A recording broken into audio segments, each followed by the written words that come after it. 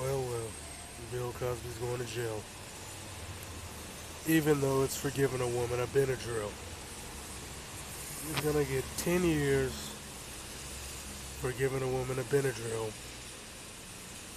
who falsely claimed rape against him.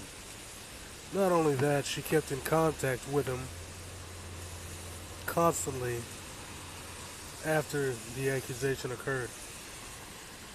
Well, this is a joke, but we all know what's going to happen.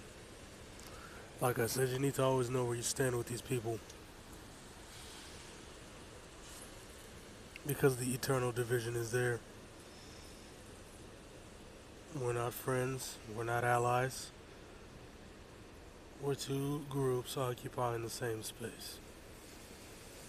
They look at us as foreigners, and they use their system to keep everybody in check. That's just how these people do things. For example, Weinstein, he's not going to jail. And I know some people will say that he's not really one of them, but he is, because they are, and that's all there is to that. But at the same time, you could look at Congress.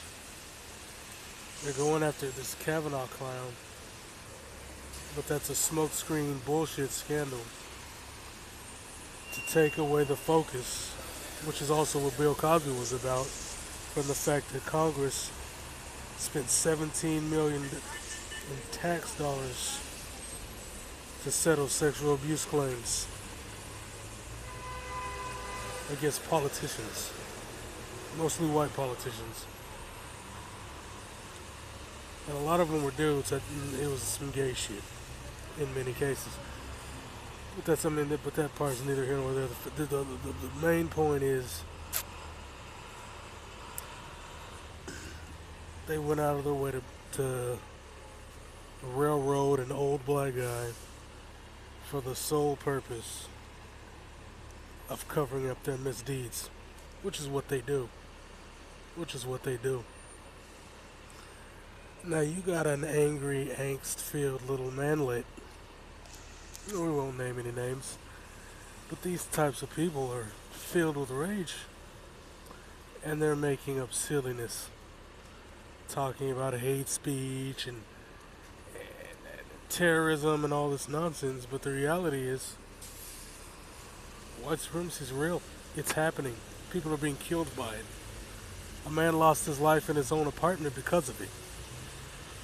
In Dallas, Texas, home of the legendary hero. And so, for these types of people to get so upset when others call out injustice and the vitriolic transgressions of the hostile white supremacists, whether pedestrian or oligarch,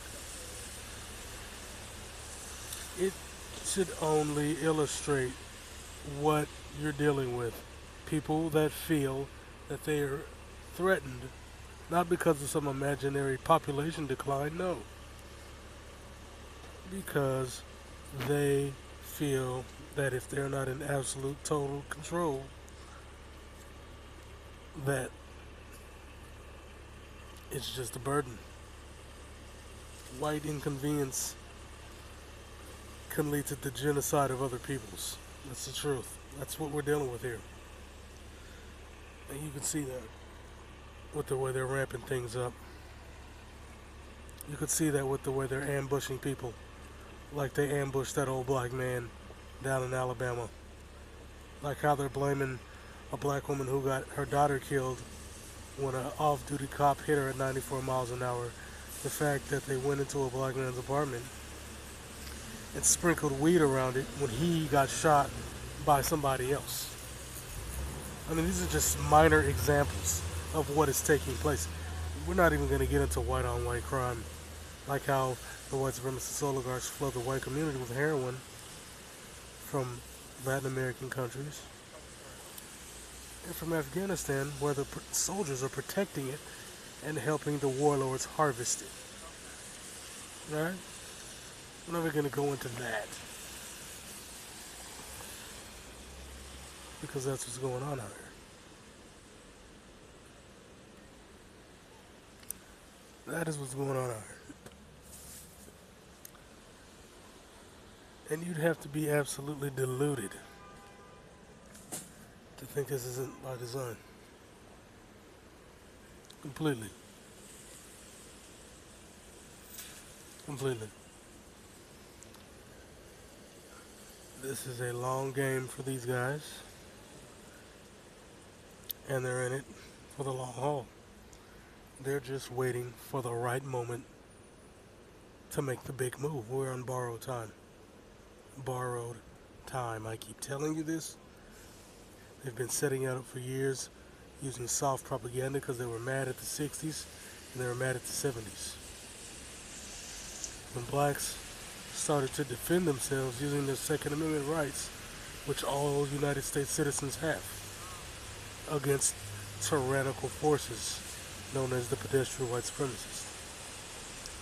If you are tyrannical, it is your Second Amendment right, regardless of race, to defend yourself. And that's what blacks did, and that's the only reason they got their rights enforced. It's the only reason. And I'm going to make a video about that, about what actually happened with LBJ, with affirmative action, because I've talked about this before, but I'm just going to lock it in hard. Yeah. But anyway, man, yeah, this old guy got railroaded. He got railroaded. And we all knew it was going to happen, but it was the breaks. Because he was cooking hard for the enemy, and now he's paying the price. That's life. Bitch.